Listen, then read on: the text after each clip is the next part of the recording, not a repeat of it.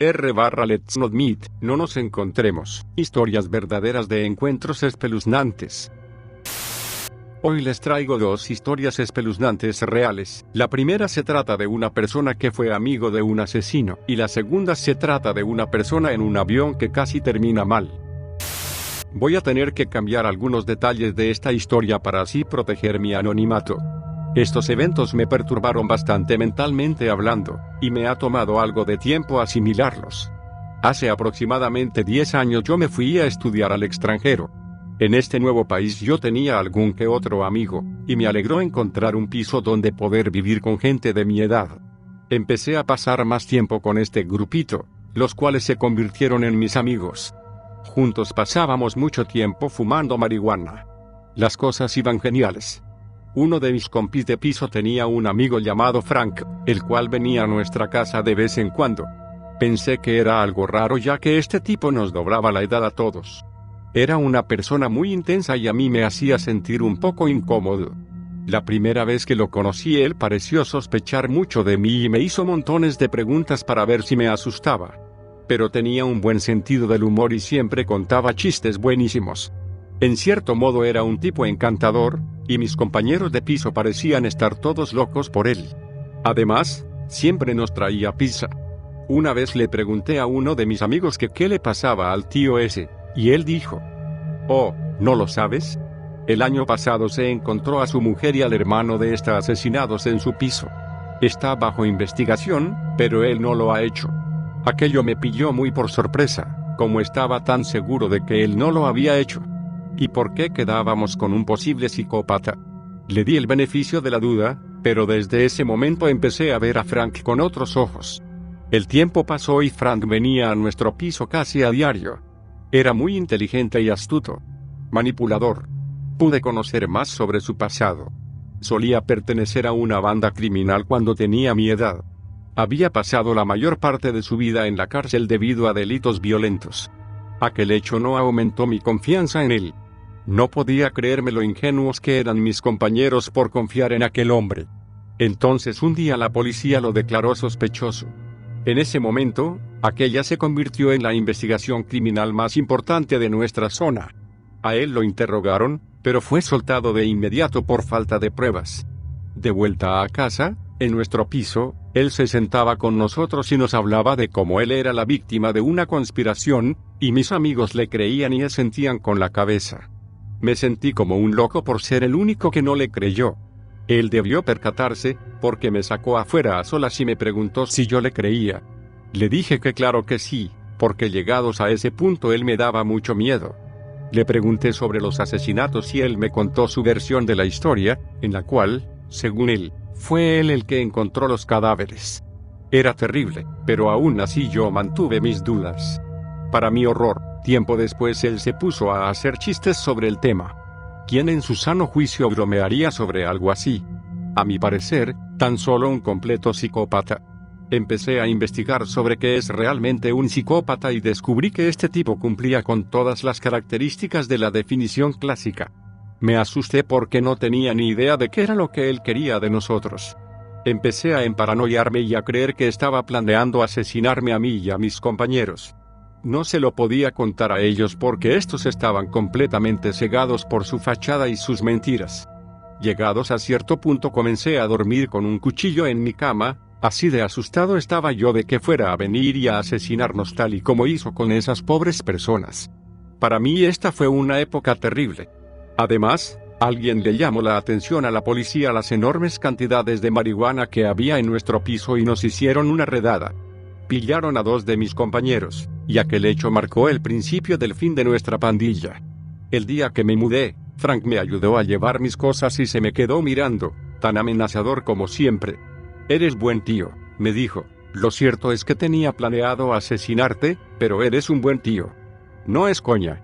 Me dijo esto, palabra por palabra. Los demás se hubieran reído y pensado que era una broma más, pero yo lo vi con otros ojos. Me alegró mucho el poder salir de allí tras haber estado pasando tiempo con un asesino durante casi 1 año y medio. A Frank lo arrestaron poco después, y se puso en marcha un juicio que duraría varios años. Encontré nuevos amigos y conseguí que mi vida volviera a la normalidad.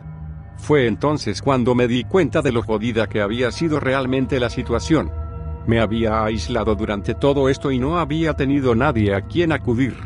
Un año más tarde yo estaba de vuelta en mi país, siguiendo el juicio. Todas las locuras sobre este hombre que salieron a la luz durante el mismo me convencieron de que yo había estado en lo cierto desde el principio. Realmente estaba zumbado de la cabeza, y lo condenaron a 4 cadenas perpetuas.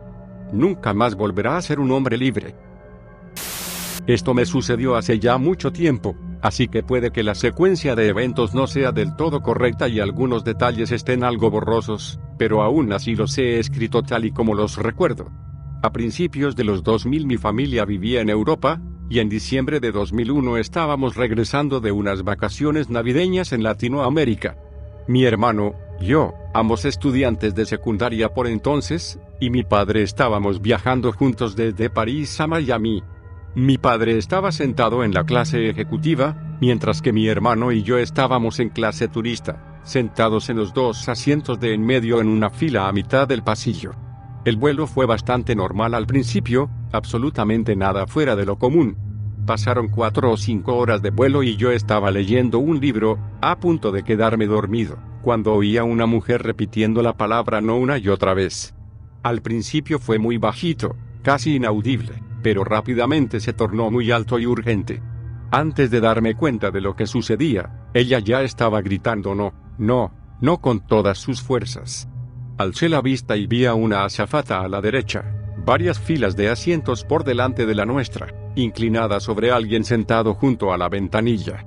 Mi primer instinto fue pensar que se trataba de un pasajero sufriendo de un paro cardíaco o cualquier otro problema de salud catastrófico, pero los gritos de ella eran tan inquietantes que no podía ser eso. Hubo una extraña y prolongada demora en la reacción de la gente, nadie hizo nada. Yo entré en pánico y me quedé congelado en el sitio. Mi hermano, sin embargo, se levantó de su asiento, saltó sobre la persona sentada a su derecha y corrió a ver qué era lo que sucedía. Fue cuestión de segundos entre que se levantó y se acercó allí, cuando de repente todo el mundo se incorporó al unísono para ver qué era lo que sucedía o para intentar ayudar. Ella seguía gritando, y ahora estaba forcejeando con el pasajero. Él era muy alto, tan alto que su cabeza entera era visible desde detrás del cabezal del asiento, y tenía el pelo largo, negro y rizado. Mi hermano regresó a nuestra fila y dijo algo va mal antes de volver allí a echar un mejor vistazo. Los pasajeros cercanos a la azafata empezaron a luchar también con el tipo, un montón de gente se abalanzó y tiró de él. Alguien de la fila de atrás incluso le agarró del pelo para forzarle a que se quedara de cara al techo del avión. El hombre liberó un sonoro grito/gemido, y entonces se desató el caos. El pasillo estaba tan atestado de gente que nadie se podía mover, y vi un extintor siendo pasado de mano a mano desde la parte trasera del avión. De inmediato pensé que se trataba de un incendio y que todos íbamos a morir. Era una sensación tan desesperanzadora la de saber que no había ningún sitio a donde poder ir ni manera de escapar de una situación que se está desarrollando delante de tus narices. Le pasaron el extintor a un azafato cerca del tipo, y el azafato le asestó un fuerte golpe en la cara con el mismo. Entonces empezaron a pedir cinturones, auriculares, tirantes, etc., lo que fuera que pudieran usar para atarlo al asiento. Mi hermano se quitó el cinturón y se los entregó, y ellos envolvieron todo lo que pudieron alrededor del pasajero para así inmovilizarlo, sus brazos, su pecho, sus hombros, todo. Vi como el azafato que lo había golpeado con el extintor se llevaba consigo un par de tenis negros a la parte de atrás del avión. En ese momento aquello me pareció extraño, pero no le di demasiada importancia. Las azafatas nos preguntaron si había algún médico en el avión que pudiera sedar al tipo, o algún policía o militar, pero nadie se declaró. No recuerdo exactamente cómo se calmaron las cosas, pero eventualmente nos pidieron a todos que volviéramos a nuestros asientos. Se le pidió a un pequeño grupo de pasajeros que hicieran guardia para mantener al hombre inmóvil por turnos. Siempre había al menos un par de personas sentados junto a él o detrás de él, vigilándolo. Creo incluso que hubo alguien que le agarró el pelo constantemente durante lo que quedaba de vuelo. El piloto anunció para el megáfono que había habido una brecha de seguridad, no recuerdo sus palabras exactas, pero fueron muy poco esclarecedoras, y que teníamos que hacer un desvío al aeropuerto Logan de Boston. también dijo que no sabían si aquella persona había estado trabajando sola. Aquello aumentó la intranquilidad de los demás pasajeros. Estábamos en medio del Atlántico y nos quedaban por lo menos 4 horas más de vuelo. El ambiente era ominoso y tenso, pero todos parecían estar de buen humor y fueron muy amables. Nadie sabía lo que había pasado en realidad. No nos permitieron levantarnos de nuestros asientos, y si queríamos ir al baño teníamos que pedir que una azafata nos acompañara. Tampoco se nos permitía cerrar la puerta con pestillo.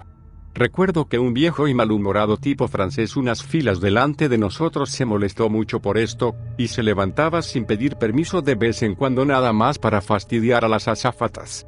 A estas no les hizo ninguna gracia. Pasado un tiempo, nos pusieron la peli una rubia muy legal para así distraernos. Mi hermano y yo fuimos a la clase ejecutiva para hablar con nuestro padre. Al parecer allí no se habían enterado del caos que había tenido lugar en la clase turista. Unas horas más tarde, cuando nos aproximábamos a los Estados Unidos, vimos avionetas de combate fuera de las ventanas a ambos lados del avión. El piloto anunció que nos estaban escoltando a Boston. Unos cuantos niños pequeños se emocionaron mucho al ver las avionetas. Más tarde me enteré de que este es el último recurso de seguridad que se suele utilizar para prevenir que los aviones secuestrados repitan ataques al estilo de los del 11S. Se suponía que estas debían derribarnos en caso de amenaza mayor. Aterrizamos y nos anunciaron que teníamos que permanecer sentados en nuestros asientos. Un equipo del SWAT vino a bordo, armados con rifles de asalto y pesadas armaduras antidisturbios. Cortaron las ataduras del tipo y se lo llevaron del avión. Pude verlo todo al detalle, ya que este estaba tan solo a unas filas por delante de la nuestra. Estuvimos aterrizados en medio de la pista durante mucho rato antes de que nos dejaran desembarcar. Recuerdo ver pedazos del cinturón de mi hermano sobre el asiento del hombre al tiempo que salíamos y pensar en tomar uno como souvenir, pero al final decidí que esa no sería buena idea.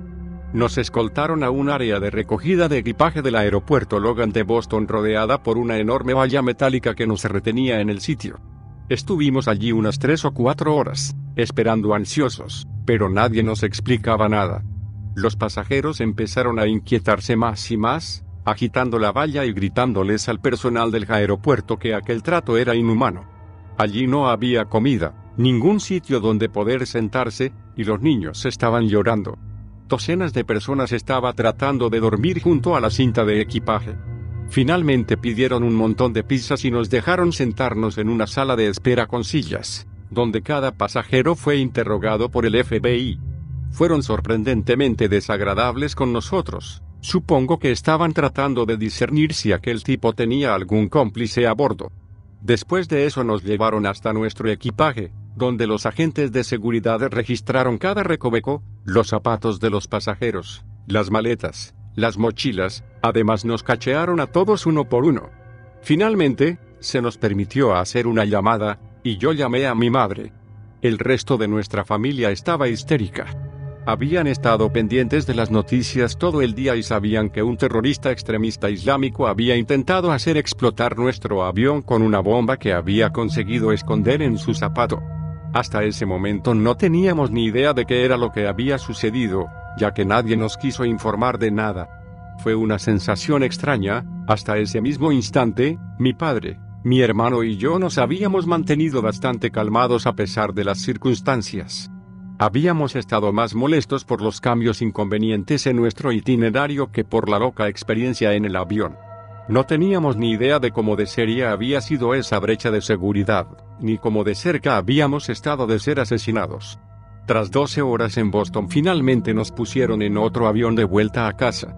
Mi hermano cometió el error de dar unas pocas entrevistas a la CNN y a otras cadenas de televisión mientras estábamos en Boston, por lo que cuando aterrizamos en nuestro pequeño país de inmediato nos vimos sobrepasados por una marea de medios de comunicación a los que tuvimos que conceder unas pocas entrevistas a pesar de lo exhaustos que estábamos. Yo estaba feliz de poder sentarme al fin y relajarme con mi familia tras el vuelo más largo y estresante de mi vida. Tiempo después nos enteramos de que el bombardero, Richard Reid, había intentado coger el mismo vuelo el día anterior. Los agentes de seguridad franceses lo habían arrestado e interrogado porque habían encontrado varias señales de peligro, No llevaba ningún equipaje consigo y había comprado un billete solo de ida con dinero en efectivo, lo que le hizo perder el vuelo.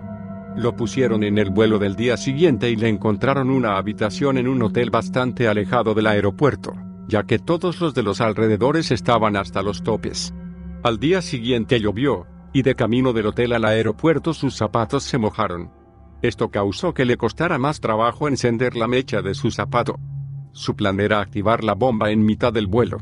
Esperó a que el pasajero junto a él se fuera al baño para intentar prender su zapato con cerillas. La azafata, a la que oí gritar, olió las cerillas y se acercó a él, pensando que se trataba de un pasajero intentando fumarse un cigarro. Lo vio con el zapato en el regazo y de inmediato trató de quitárselo. Forcejearon y él le mordió la mano. Actualmente Reid está en prisión sirviendo 3 cadenas perpetuas. En resumen, nuestro avión casi explota gracias al bombardero del zapato. Ahora él se está pudriendo en la cárcel. Y por cierto, viajad en clase ejecutiva siempre que os sea posible.